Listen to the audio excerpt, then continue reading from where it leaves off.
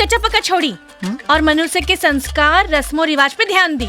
मतलब जबले हमने के बिया ना हुई तबले ना चुम्मा चुम्मी के बिजली चमकी और ना मोहब्बत के बरखा हुई। लेकिन हमार तमन अबही ने करा था मोहब्बत के बरखा करे खाते।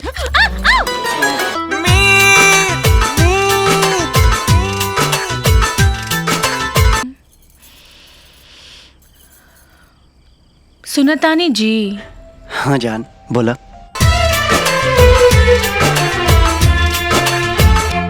कहाँ बानी हमार मीत? जेल में बानी। हाँ हे भगवान, ठीक तो बानी नू? तोहरा रहते कुछ हो सकेला का?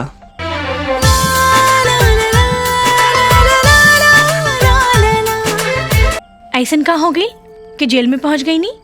वो है अर्जुन की करनी के सजा भोगतानी।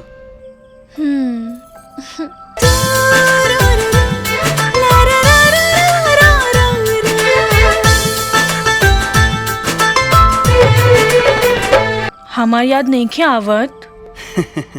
अरे भुलैले कब बानी तोहरा के।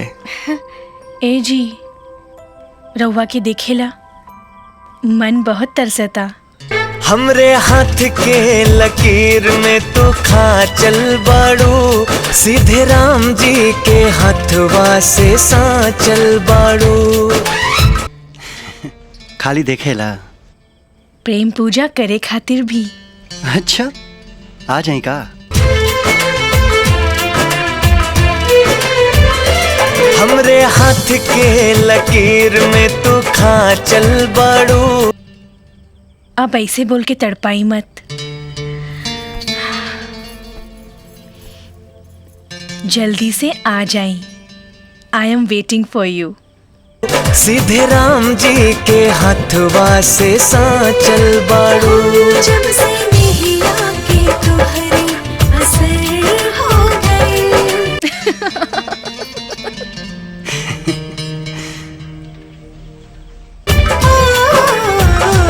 जब से नहीं आके तुम्हारे असर हो गए, तोहरे दिलवा में हमरा त घर हो गए।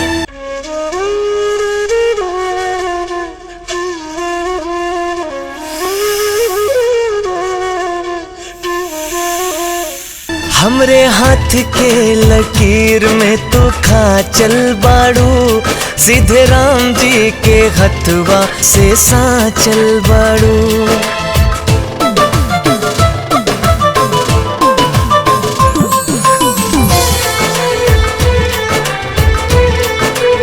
अब तोहरे बिन काटे न दिन, छीने न चैन के, आके तो पास बुझा पियास हमरा नयन के।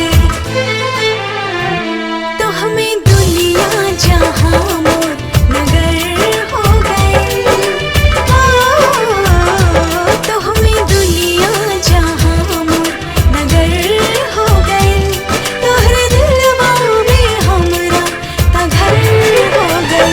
हमरे हाथ के लकीर में तो खा चल बाड़ू, सीधे राम जी के हथवा से सांचल बाड़ू, सांचल बाड़ू।